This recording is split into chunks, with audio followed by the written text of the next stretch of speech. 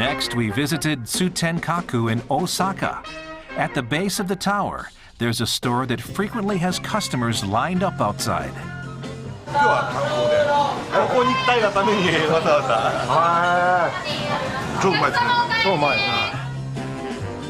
Here's what this fried food stand prohibits.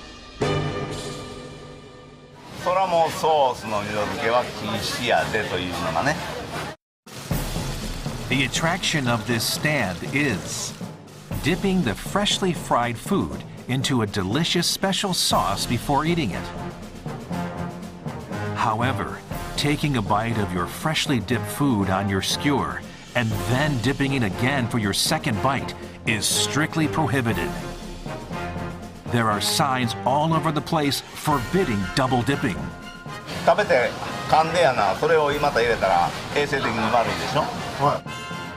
One might ask, instead of dipping it in sauce, why not pour sauce on it?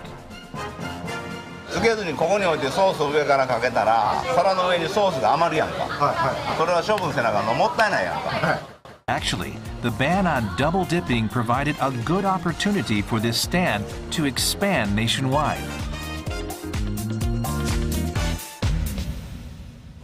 一番大きいのはやっぱ宣伝効果ですね。はい。宣伝効果。はい。二度漬け禁止って周りから他の知らんお客さんからしたらどんなんやのっていうことが多分一番多くて、そこで興味本位というか、それで最初行ってみようっていうことで初来店されるお客様いっぱいいますね。あ、そうなんですか。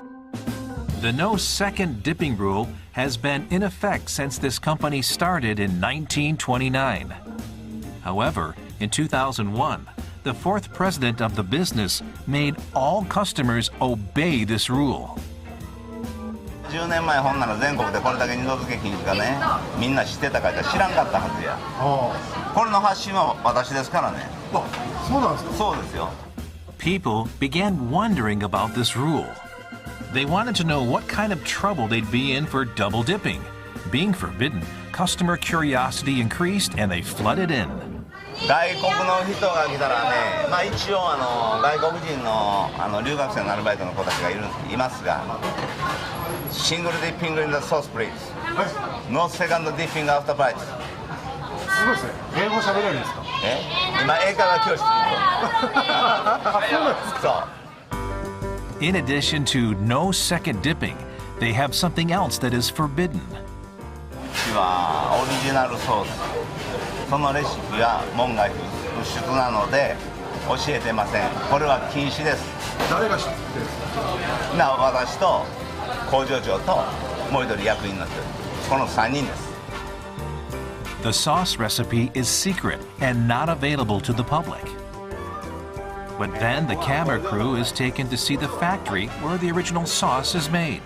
ほんまあかんけど今日は特別に見せるわ。これがソース。The sauce is being heated in a big steel pot. Maybe he could give us a little hint about the ingredients. いやもうそれは言えへん。いやこういう炊いてるいうこと自体もな、言うの言えへんもん。そうなんですか。そりゃそうや。今まで言ったことないです。社長あれもしかしたらあそこの後ろにある材料ですか？ちゃう。あれ？これ違うんですか？ケチャップ。